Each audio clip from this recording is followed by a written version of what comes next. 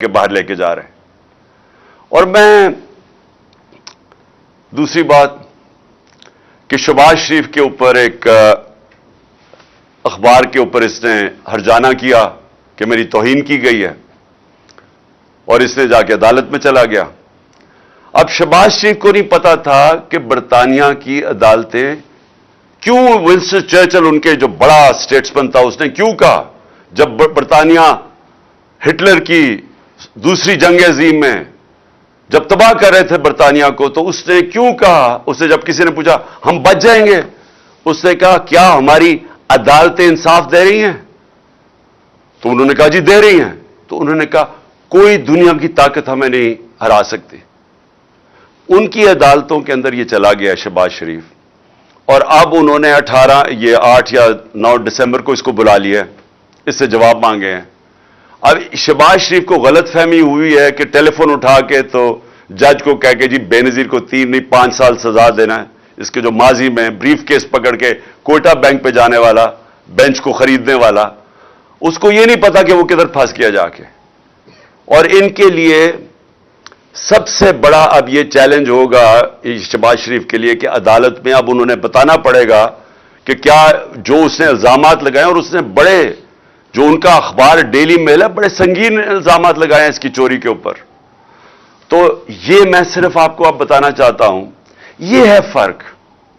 کیوں وہ معاشرے میں خوشحالی ہے، کیوں یہاں سے لوگ نوکریاں ڈھونڈنے جاتے ہیں باہر، کیوں یہاں آپ کے لالا موسیٰ سے خاص طور پہ، اور یہ سارا گجرات، لالا موسیٰ، اوپر جیلم، اتنے لوگ میں ملا ہوں یورپ میں نوکریاں ڈھونڈتے ہیں پاکستانی، ہمارے پنجاب کے شہری اسکینڈینیویا میں کیوں جاتے ہیں نوکریاں ڈھونڈنے؟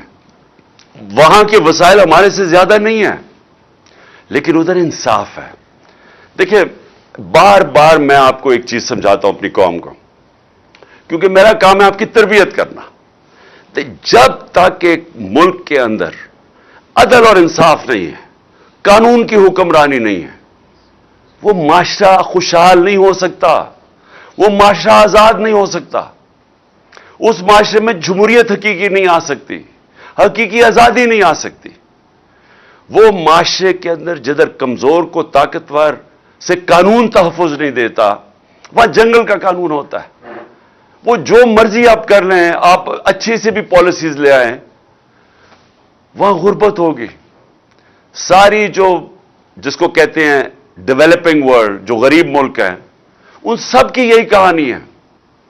تو میں اس لیے بار بار آپ کو سمجھاتا ہوں میرے پاکستانیوں، کیونکہ میں نے یہ ملک دیکھے ہوئے ہیں، میں نے ٹائم گزارا ہوا ہے یہاں، مجھے پتا ہے۔ اس لیے میں نے 26 سال پہلے انصاف کی تحریک شروع کی تھی کہ یہ ایشین ٹائیگر نہیں بننے لگا پاکستان، لاہور کو پیرس نہیں آپ بنا سکتے۔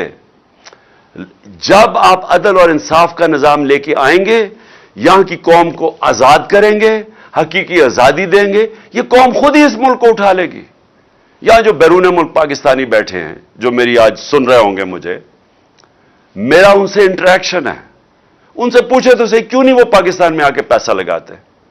وہ سب سے پہلے آپ کو کہیں گے کہ ہم اس لیے پیسہ نہیں لگاتے پاکستان میں آ کے کہ ہمیں ڈر ہوتا ہے کہ اگر ہم پلاٹ لیتے ہیں تو اس کے اوپر قبضہ ہو جاتا ہے اور ہم قبضہ نہیں چھڑا سکتے۔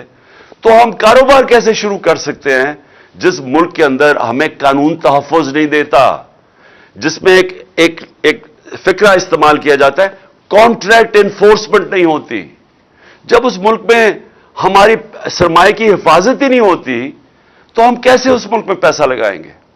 اور دوسری بات وہ یہ کہیں گے، خاص طور پہ برطانیہ میں جو بیٹھے پاکستانی ہیں، کہ یہ جو ملک کے سربراہ ہیں جو ہمیں کہتے ہیں کہ پاکستان میں اپنا پیسہ لے کے آؤ، تو اپنا پیسہ تو پاکستان سے باہر بھیج رہے ہیں، ان کے تو بڑے بڑے محلات باہر ہیں، ان کے کاروبار باہر ہیں، تو یہ ہمیں کہہ رہے ہیں کہ پاکستان میں پیسہ لگاؤ، اور وہ یہ کہتے ہیں کہ یہ پیسہ باہر کیوں بھیجتے ہیں؟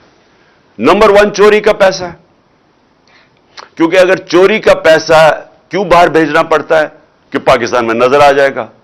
یہاں اب اگر ایک دم ان کی دولت میں اربوں روپے کا اضافہ ہونا شروع ہو جائے تو پوچھیں گے تو صحیح نا قوم کے کدھر سے پیسہ آیا؟ وہ یہ جواب نہیں دے سکتے کیونکہ چوری کا پیسہ ہے، اس لیے ان کو باہر بھیجنا پڑتا ہے۔